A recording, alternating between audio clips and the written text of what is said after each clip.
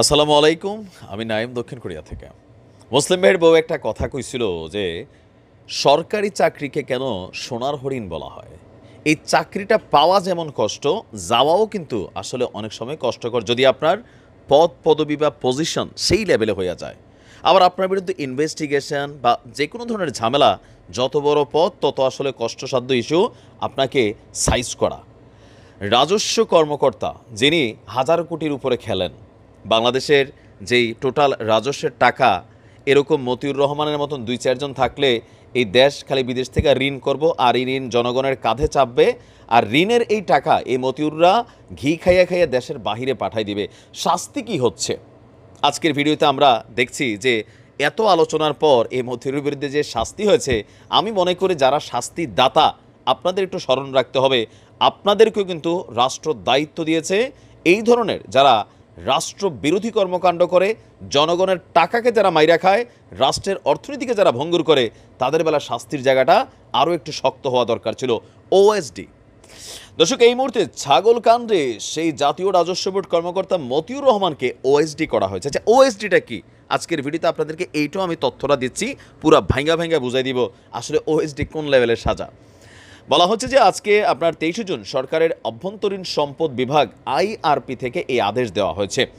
ওই অফিস আদেশে বিসিএস ক্যাডারের কর্মকর্তা মতিউর রহমানকে অর্থ মন্ত্রণালয়ের আভ্যন্তরীণ সম্পদ বিভাগে সংযুক্ত করা হয়েছে। আমার তো মনে হয় যে এবার আরও কঠিন জায়গার মধ্যে দিয়া বসলো।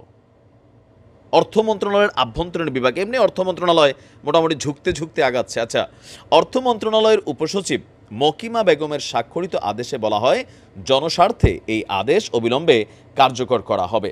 এখন আসুন আমরা দেখি এই ওএসডিটা মানে কি। আমি এটা নিয়ে গুগলে একটু সার্চ করছিলাম যে what is the meaning of OSD. তো কেওড়া বা কয়োড়া যেভাবে ডাকেন, এখানে অনেক ধরনের প্রশ্নগুলোর অ্যান্সার দেওয়া হয়। এরা বলছে ওএসডি মানে হলো অফিসার ইন স্পেশাল ডিউটি অথবা অফিসার অন স্পেশাল ডিউটি, মানে বিশেষ একটা দায়িত্বে তাকে দেওয়া হয়েছে। দায়িত্বটা কি? এখানে তার বেতন ভাতাও কমে না, কোনো সুযোগ সুবিধাও কমে না, তবে যেই জায়গাটাতে তিনি চাকরি করছেন সেই জায়গাটা থেকে তাকে অন্য জায়গায় ট্রান্সফার করা হয়। যখন কোনো অফিসারকে ওএসডি করা হয়, তার মানে হচ্ছে সেই অফিসারের বিরুদ্ধে কোনো অভিযোগ এসেছে, তার কারণবশত তাকে স্পেশাল দায়িত্বে নিয়োগ দেওয়া হয়েছে।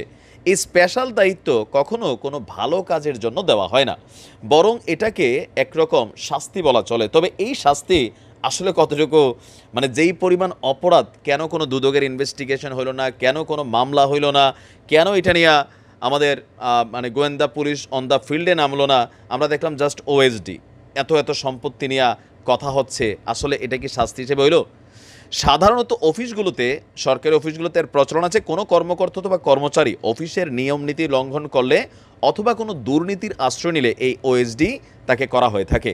এই দায়িত্বের আওতাধীন কাজগুলা হয় কষ্টসাধ্য, বিরক্তিকর, আর এজন্যই শাস্তি দেওয়ার জন্য এই দায়িত্ব দেওয়া হয়। তবে আমাদের দেশে আমাদের যে ডিপার্টমেন্টগুলো আছে সরকারি, সেইখানে যে কী পরিমাণ শাস্তি হয় এটা সাধারণ বাঙালি আমরা বুঝি। আবার একটা নির্দিষ্ট সময় পার হওয়ার পর তাকে এই যে স্পেশাল দায়িত্বটা দেওয়া হয়, সেটা থেকে তাকে মুক্তি দিয়ে আগের স্থানে ফেরত নিয়ে আসা হয়, অথবা তাদের অপসারণ করা হয়, মানে চাকুরি থেকেও অব্যাহতি দেওয়া হয়। তবে আমাদের এই দেশে চাকুরি থেকে বরখাস্ত ওই যে ছোটোখাটো হয়, যেমন ওই জন্য এসআই ওসিরে ধাক্কা দিছে, এই ব্যাটার চাকরি চলে গেছে। একজন ব্যক্তি টু ব্যক্তি, সেখানে ব্যক্তিগত ক্ষোভ, কিন্তু দেশের পক্ষে ক্ষোভটা কে দেখাবে? মতিউর তো পুরো দেশে ধাক্কা দিছে ভাই, তো তার বেলায় আসলে শাস্তিটা কী হবে? আমার কাছে মনে হয় এগুলো লোক দেখানো, আইওয়ার্স ছাড়া কোনো ধরনের শাস্তি না।